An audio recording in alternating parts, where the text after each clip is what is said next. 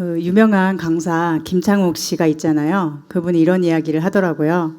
우리가 너무 힘들 때는 억지로 어떤 좋은 이야기 찾아 들으려고 애쓰지 말고 차라리 가만히 자신의 곁에 자신이 가만히 있어 보라고.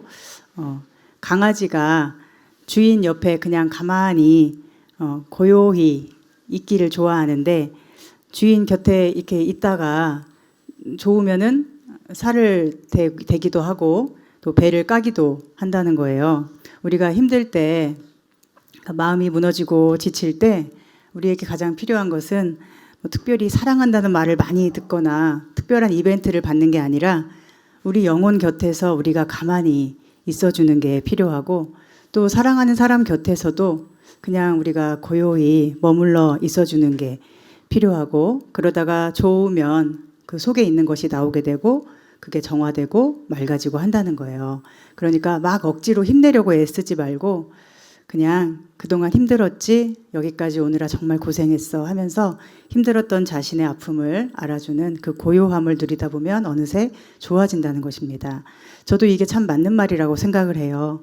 힘내야지, 잘해야지 이런 채찍질이 우리에게 필요할 때도 물론 있지만은, 우리에게 정작 필요한 건 지금까지 살아온 것도 잘한 거야, 이런 위로일 때가 있지 않습니까? 자신이 지금 얼마나 힘든 상황인지를 자기 자신이 알아주고 또 자기 힘든 마음을 자기가 들어주는 이러한 공감과 연민의 감정들이 우리의 마음 건강에는 참 중요한 것 같습니다. 자기가 자기를 들어주고 다독이며 내가 내 편이 돼줄 수 있을 때 우리 마음이 위로받고 평안해지고, 그래서 어려운 삶에 직면할 힘을 기르게 되기 때문입니다. 그런데 문제는 우리가 자신에게도 그렇게 할 줄 모를 때가 참 많고 타인에게도 그렇게 하지 못할 때가 많다는 거예요. 자기 스스로를 들어주지도 않고 타인의 마음도 들어주지 않습니다. 오늘 본문에는 불의한 재판장이 나와요. 이 사람은 하나님을 두려워하지 않고 사람을 무시합니다. 그 마을에 과부가 있었는데 그 과부의 말을 재판장이 듣지 않습니다. 이것은 마치 우리가 사는 이 세상과 같지 않습니까? 불의한 재판장은 과부의 말을 듣지도 않고 관심조차 없습니다.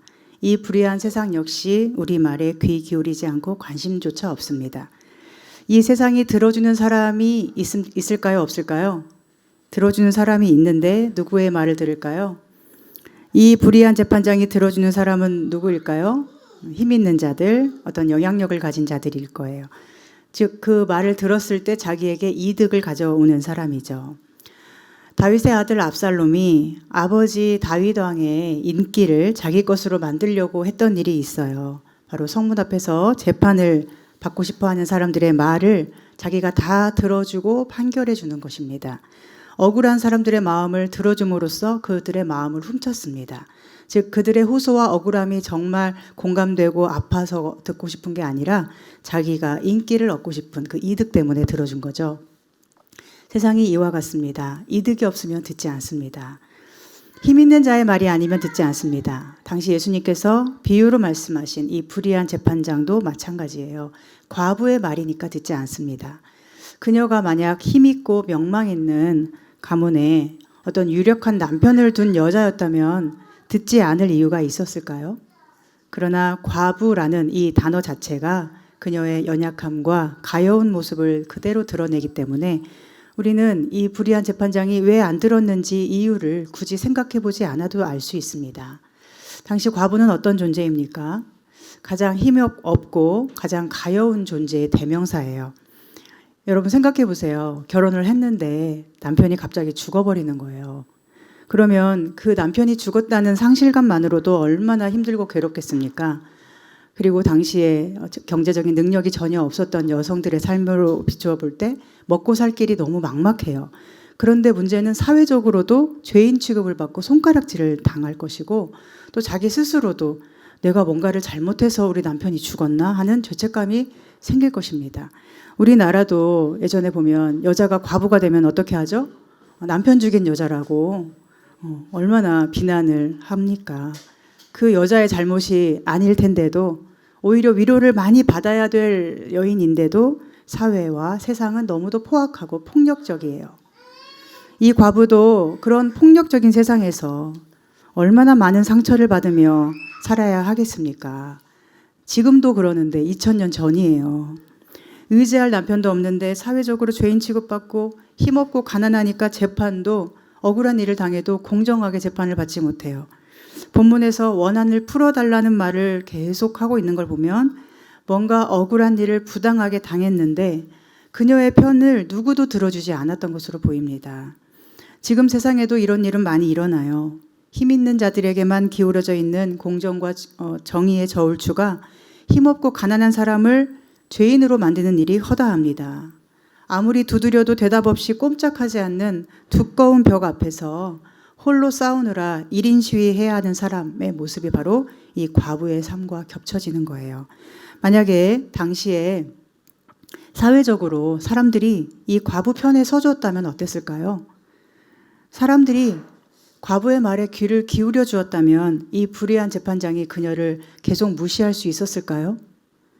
사람들이 모두가 과부 편을 들어주는 분위기였다면 아무리 힘이 있고 높은 재판장일지라도 과부 말에 귀를 기울였을 것입니다. 그러나 하나님의 사람들이라고 하는 유대인들이 하나님께서 사랑하신다고 하는 과부의 말을 듣지 않아요. 그래서 이 과부는 어디에도 의지할 데가 없어요.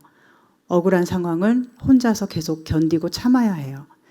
예수님은 과부의 이야기를 듣지 않는 이 불의한 재판장을 통해 우리에게 무엇을 말씀하시는 것일까요? 그것은 이 세상은 듣지 않아도 하나님은 들으시는 분이라는 것입니다.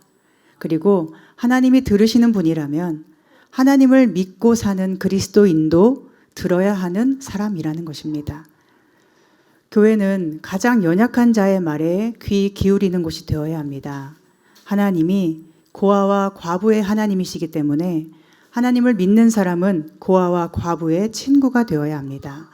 교회에서 가장 열심히 하는 어떤 훌륭한 사람의 말보다 가장 믿음이 연약한 사람의 말을 잘 들어줄 수 있어야 합니다.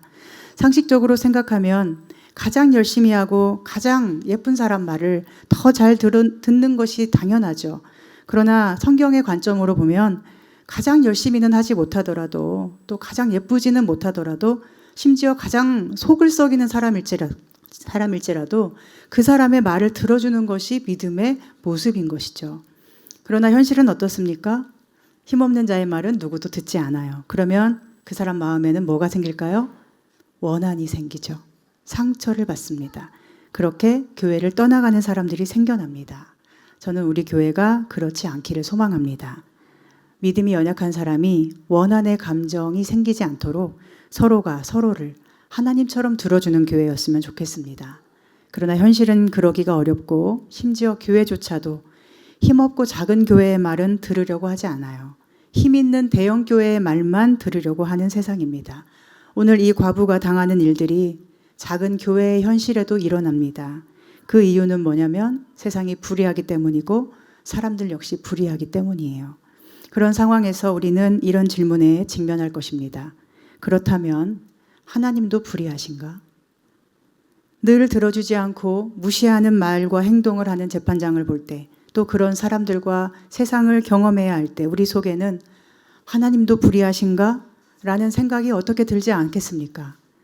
아무리 기도해봐도 응답이 없을 때, 이 세상이 무시하는데 하나님이 왜 그대로 내버려 두시는지 알 수가 없을 때, 그때 우리는 어떻게 하나님이 불의하신가? 이 질문을 하지 않을 수 있을까요? 그런데 예수님께서 오늘 본문을 통해 말씀하시는 것은 하나님은 의로우시다는 것입니다. 하나님은 불의한 세상과도 같지 않고 불의한 재판장과도 같지 않다는 것입니다. 예수님이 말씀하시죠. 불의한 재판장도 과부가 자주 가서 원한을 풀어달라고 간청했을 때 처음에는 한동안 듣지 않았지만 결국 들어주었다는 거예요. 이 과부가 너무 번거롭게 하고 나를 귀찮게 하니까 내 마음이 괴로워서 들어줄 수밖에 없구나 하면서 과부의 소원대로 재판을 공정하게 해주었다는 것입니다. 불의한 재판장도 그렇게 하는데 하물며 하나님께서 택하신 자들의 부르짖음을 듣지 않겠느냐고 예수님은 우리에게 말씀하세요. 그런데도 우리는 어떻게 생각을 하죠? 듣지 않으신다고 생각을 하게 됩니다. 들으신다면 이럴 리가 없다고 생각합니다. 한참 기도해도 안 되는 것, 아무리 기도해도 안 되는 일 너무 많다 보니까 기도해도 소용없다고 생각합니다. 또 어떤 경우는 이렇게 생각해요. 이건 기도해도 하나님의 뜻이 분명히 안 된다고 할 거야. 그래서 기도를 하기 싫어지고 기도하면서도 기대감을 갖지 못해요. 이것이 바로 무엇일까요? 오늘 바로 1절에 나오는 단어가 있습니다. 바로 낙심이에요.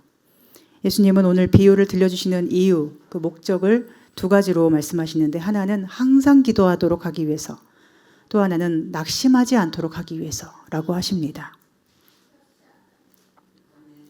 이 불의한 세상에 살면서 심지어 교회라는 이름을 가진 성도에게서조차 우리가 무시당하고 억울한 일을 당할 때 우리는 쉽게 낙심이 될 것입니다. 이 과부처럼 세상에서 무시당하고 어떤 원통한 일이 풀리지 않을 때 우리는 낙심하지 않기가 어렵습니다. 그리고 낙심이 되는 마음은 기도가 잘 안 돼요.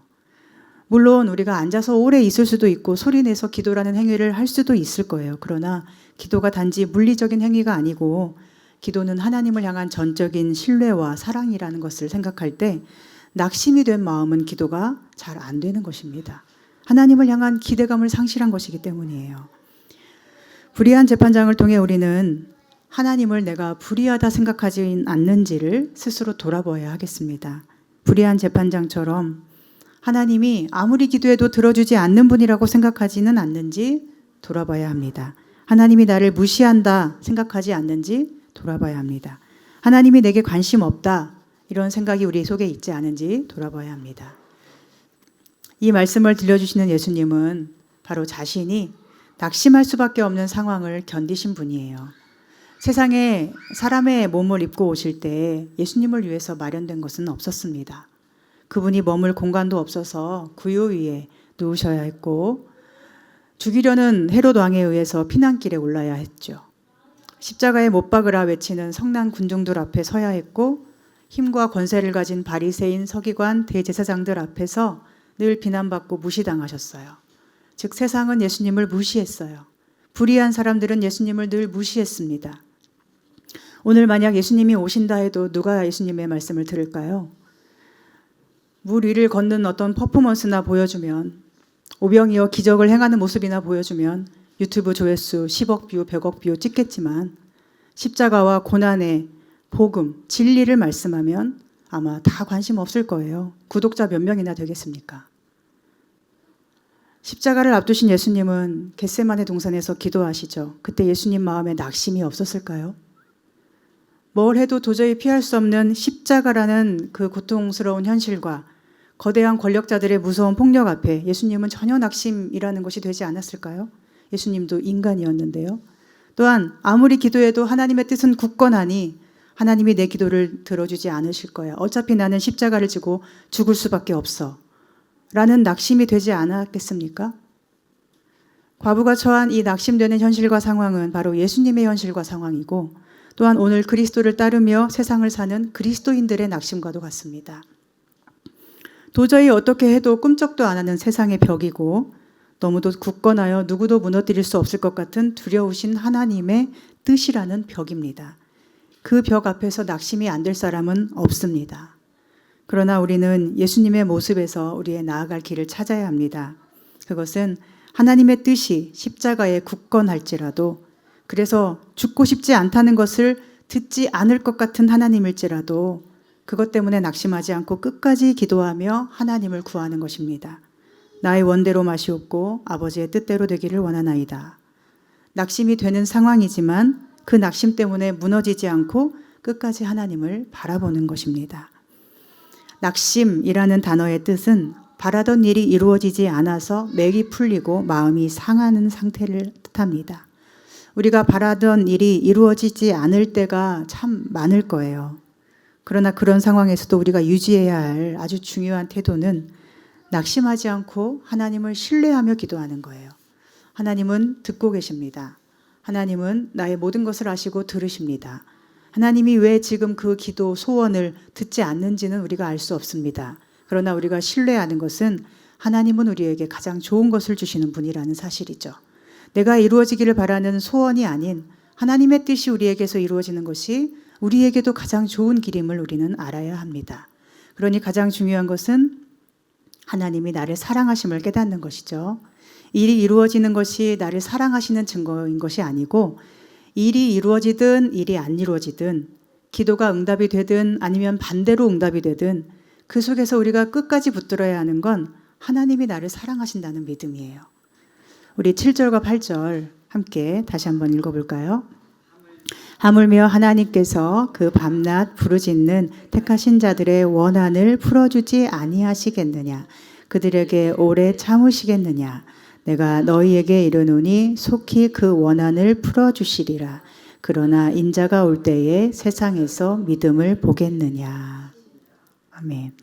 여기서 기억할 단어 두 가지가 있어요. 밤낮 부르짖는 택하신 자들의 원한입니다. 그냥 부르짖는 자가 아니고 택하신 자가 부르짖는 기도를 들으신다는 거예요. 저와 여러분은 하나님이 택하신 자가 맞습니까? 그렇다면 하나님은 우리의 부르짖는 기도를 반드시 들으실 것입니다. 기억할 또 하나의 단어는 속히 인자가 오신다는 거예요. 우리가 보기에 더딜지라도 하나님은 속히 원한을 풀어주시는 분이고, 예수님은 반드시 다시 오셔서 우리 모든 인생의 재판장이 되셔서 각 사람을 그 행위대로 재판하실 것입니다. 그날 우리는 무엇으로 판단을 받을까요? 우리는 믿음으로 판단을 받을 것입니다. 우리의 느낌이나 감정이나 기분으로 판단받는 것이 아니고 믿음으로 판단을 받아요. 즉, 내가 하나님의 사랑을 받고 있는 사람이라고 느껴지는 어떤 감정이나 기분이 나를 하나님이 택하신 사람이라고 증명해 주는 것이 아니고, 사랑받지 못하는 것 같이 느껴질 때도 여전히 주님을 믿은 그 믿음이 나를 증명한다는 것입니다. 예수님이 겟세마네에서 기도하실 때 하나님이 예수님을 버리는 것 같았을 거예요. 도저히 받아들이고 싶지 않은 것을 받아들여야만 하니까요. 십자가에서 죽임 당하실 때 예수님도 하나님께 버림받는 기분을 느끼셨어요. 나의 하나님, 왜 나를 버리십니까? 우리가 버림당하는 기분을 느낄 때 예수님도 그 기분을 똑같이 느끼셨다는 것을 우리는 기억해내야 합니다. 그러나 예수님은 그 모든 기분을 이겨내셨고 십자가에 자신을 드리시죠. 하나님 앞에 자신을 드립니다. 하나님의 사랑에 자신을 맡깁니다. 자신의 영혼을 하나님 사랑에 내어드립니다. 그러자 어떤 일이 벌어지죠? 하나님의 보이지도 않았고 느껴지지도 않았던 그 사랑의 힘이 예수님을 죽음에서 건져내시고 새로운 부활체의 모습으로 세상에 다시 태어나게 하셨어요. 우리가 기대하고 바라는 것보다 더 좋은 것을 주시는 분이 우리 의로우신 하나님이심을 믿습니다.